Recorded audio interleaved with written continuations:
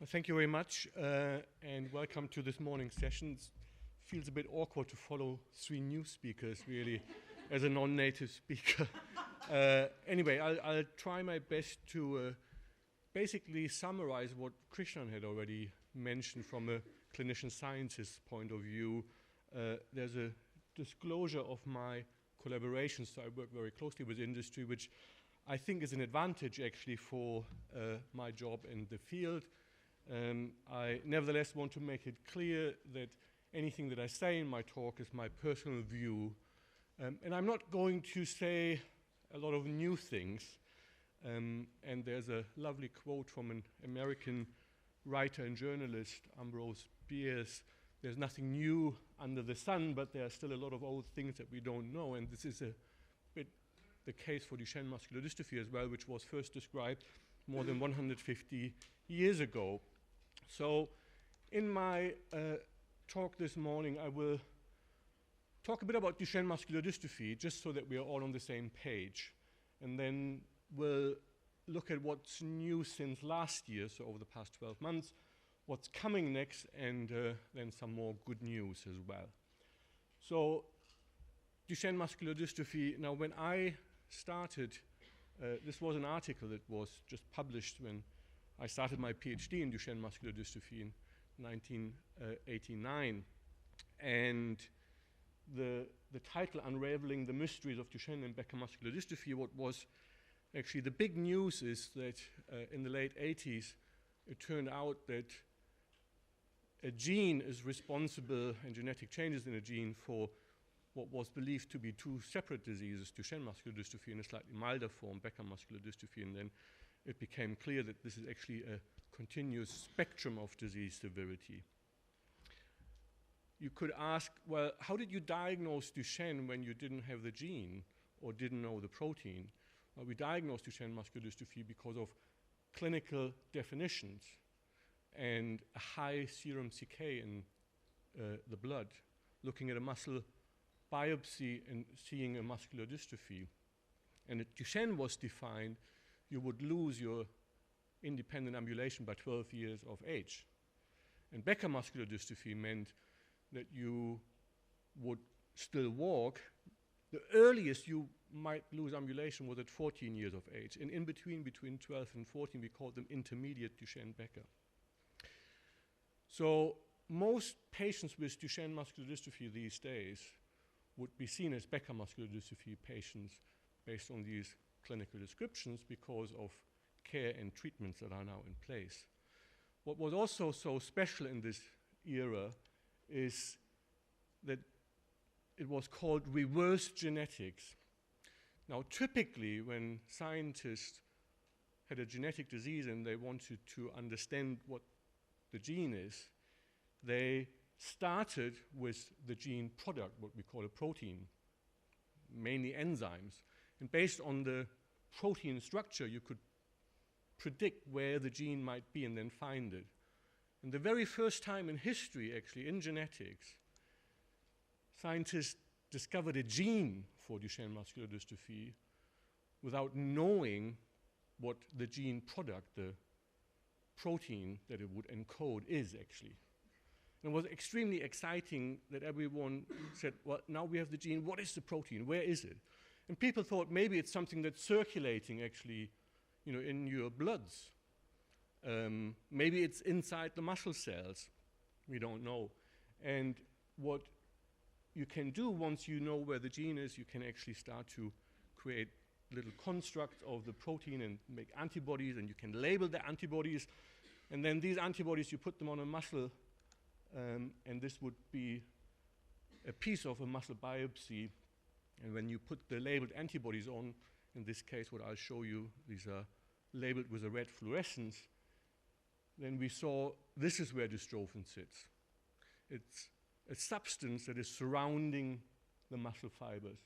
And muscle fibers are long tube-like structures, and dystrophin is actually almost like a stocking across the muscle fiber, and it provides stability to the muscle fiber. And my supervisor at the time, Thomas Foy, he showed me, and this is Duchenne muscular dystrophy. And it's clear what the problem is. you don't have dystrophin. And so when you don't have dystrophin, then over time, the muscle will turn from a normal-looking muscle into a muscle that we call dystrophic, where muscle is replaced by fat, by connective tissue, the pink stuff. The white cells are fat cells. There's a lot of inflammatory cells as well. So you have the structural defect missing of dystrophin, which leads to muscle fiber damage, which is why the CK is high, muscle fiber death, inflammation, and ultimately to muscle wasting. And this is illustrated here also in this muscle MRI, where we took a cross-section through the thighs of a boy at 5 years, and the white is the subcutaneous fat and the bone marrow within the bone. And over the years, the muscle, which is dark gray, turns into fat. So it's a muscle wasting disease. And in order to have effective treatments, I always point this out, we need to stop muscle wasting. It's also important, and I don't want to be negative, so far we do not have a single drug that stops muscle wasting. It slows down muscle wasting, which is of course an achievement and is great, but ultimately we want to get there to stop muscle wasting, really. And muscle tissue is a complex tissue. We have more than 600 different muscles. The biggest muscle is our gluteal maximus, a big buttock muscle. It's actually the most severely affected muscle in Duchenne muscular dystrophy. Our smallest muscle is the stapedius within the middle ear. It isn't affected in Duchenne muscular dystrophy. There's no hearing problem. Our strongest muscle is our masseter muscle, the masticatory muscle, which is affected in Duchenne at later stages as well. But muscles have a lot more function than just generating force. They are very important, for example, to generate temperature. You know, many patients with muscle diseases do not like the cold because it's actually muscle that is required to keep you warm as well. And then there is, of course, cardiac muscle. And you know, it's the most important muscle we probably have because the heart needs to keep beating. The respiratory muscles as well need to keep going. But there's also smooth muscle, which is important for movement of the bowel, for emptying your bladder. So beside muscle, though, Duchenne muscular dystrophy is what we would call a multi-system disease. And you could say there is a problem in the name, that it reduces the disease to skeletal muscles. It's important because it's the most obvious disability that patients have. But there are some patients with genetic changes in the gene where the heart is most severely affected, and in others it's the brain that is most severely affected. And some of these, what I listed as diseases, which are all part of Duchenne disease, and I'm not proposing to change the name at all. I wouldn't call it dystrophinopathy because people outside the field don't know what that is. But these are all diseases. Some of them are because of the lack of dystrophin, and some of them are also induced by our treatments with steroids. So what's new since last year? And I'll come back to the slide that I just showed you, and it has already been mentioned, and yesterday and the day before we talked about care. And so for all these different aspects of the disease, we are now working on care guidelines, and the project that is funded by Duchenne UK, DMD Care UK, is an amazing achievement and collaboration among healthcare professionals, patient advocacy groups from all over the UK, which is enormous to get all of these people together. I'll come back to this later as well. There are now guidelines, as I said, for most of these aspects. We don't currently have anything on gastrointestinal and urinary disease.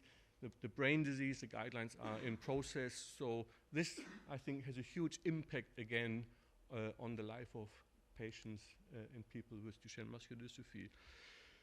Because the muscle is so important, I said it's a muscle wasting disease, I just wanted to point out that I think there has been a lot of progress, and I've just recently been on a workshop how we can really quantify muscle wasting. And I know that for families and patients, it's often frustrating to always hear the progressiveness of the disease, the negative aspect. So in certain muscles, you lose about 6 to 10% of your musculature per year. And we can now quantify this. And we are talking to the FDA as well to say, can we use this to monitor therapeutic efficacy?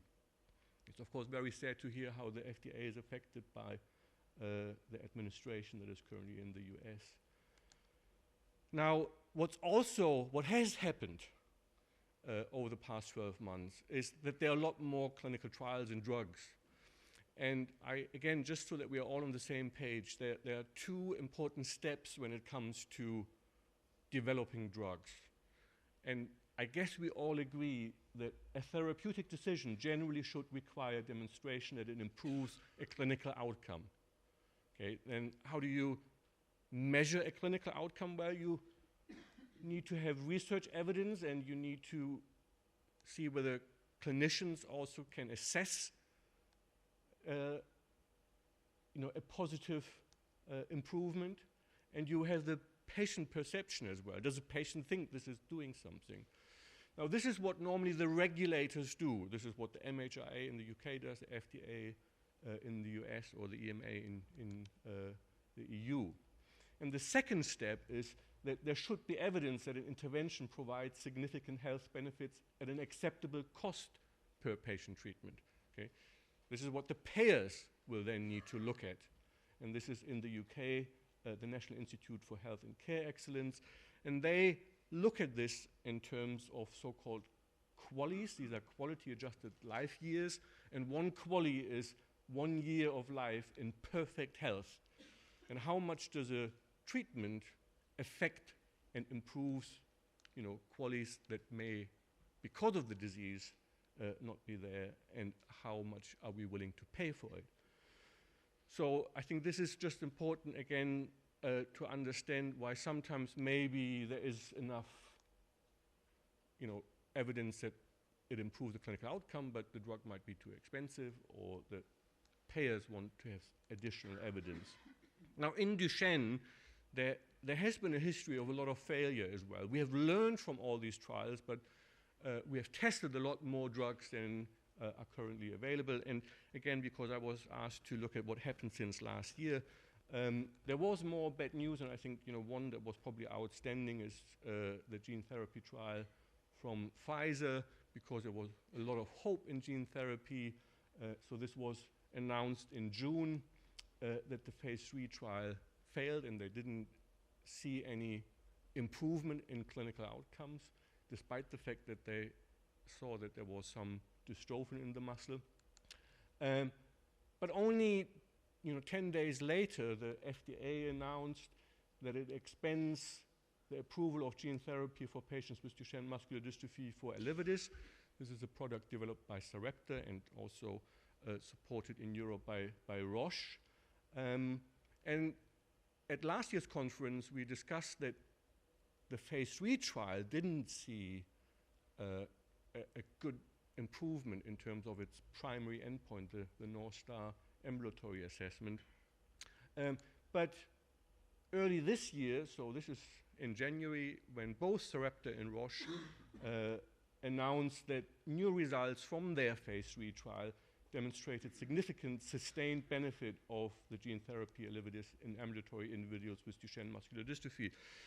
The slight challenge, and that's what the companies also point out, is that there was no placebo control anymore.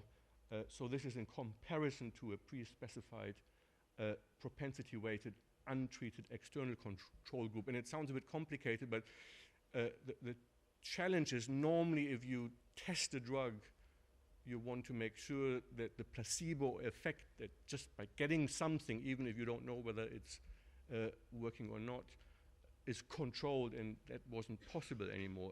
Anyway, this is positive news, I think. But I also want to point out something that was published since last year, because these small dystrophin molecules, and you will hear more about this from Barry as well in his talk, I assume, were based on the concept of Duchenne and Becker muscular dystrophy. I mentioned that Duchenne is a severe form and Becker is slightly milder, and patients with Becker muscular dystrophy do make some dystrophin. And there was one family that was reported by the Newcastle and Oxford group that had, this is the dystrophin molecule here, it's very big and it has all these different domains. And there was a Becker family where the dystrophin molecule was very small. It was so small that it would fit into a viral vector that could deliver it to the muscle. And that this patient was actually this gentleman here, and he was walking when he was 61 years old. And now this was reported in 1990, and so more than 30 years later, Kay Davies from Oxford, who initially reported on this gentleman, wanted to get more information. Well, how did he do actually? And it turned out that he has, one of his female cousins has a son who is also affected by the same genetic change, but he lost ambulation when he was, in his early 40s. So what it shows is also that we still don't really fully understand how these mini microdystrophins are really working. And again, I will come up with good news, and I think this is all good news that we have gene therapy, but the best that you can get out of gene therapy is Becker muscular dystrophy. It's very important. As I said, we so far don't have a drug that stops muscle wasting. It's also, and Emily mentioned this when she opened the conference, that we have now heard that sadly a young man with Duchenne muscular dystrophy died in response to gene therapy. It's a known risk. We have to be aware of this. We need to be transparent and inform families and patients about decisions, if they agree to this. And this is all a question of so-called benefit risk of products. And the challenging bit here is that we know that there's a risk, but we don't know a lot about benefit yet in older patients. So if you want to make a risk-benefit decision, it's important that you really know, well, what is the benefit? And this is why we need to do clinical trials. And in this case, the clinical trial is still ongoing, so it's difficult to actually know, well, what is the risk without a clear benefit? And it's also, this is one patient out of 800 that have now been treated. But if a patient dies within the first 10 patients and then 790 won't show any fatality, this could have a huge impact on the clinical trial. So I think also we as clinicians doing clinical trials, we need to be aware of these risks that can happen. Now, more good news, though, since last year in March, the FDA approved Givinostat, and the company actually filed for approval first in the United States. It took a little while. In December, we have heard now in the UK that Givinostat is also approved by the regulator. And as I mentioned to you, there are two steps. Now it's also a question of what's the cost for this drug. So this is currently assessed by NICE, and it's expected that there will be a decision within the next 6 months about this. Now, meanwhile, the company said you can use the drug, and Michela Guglieri will talk a bit more about this later on, because there's a challenge how we implement this in the health system. There's another drug that has been approved by NICE, vamorolone, and again, Michela will talk more about this, but this is really good news since last year that we now have more drugs on the market. And when I started with my PhD, of course, there was no treatment at all. We didn't even use steroids at that time. And these are just some of the drugs that are now globally approved at different availabilities in different countries because of regulators making different decisions, which is sometimes a bit frustrating and confusing for patients and families. So what we will see, and what I see as one of the challenges, is that we will get more and more drugs for Duchenne muscular dystrophy. And coming back to this concept of evidence, it will be very difficult. It will actually be impossible to really collect evidence how they will all work in combination, because we can't do this in controlled trials. So this will also of course, inform the care guidelines and this amazing project about the care guidelines is coordinated by Michela Guglieri and Kathy Turner from our team. And again, I think it makes currently probably one of the biggest differences in the life of patients with Duchenne muscular dystrophy. What's coming next? Well, there are a lot more trials. That is also, really good news.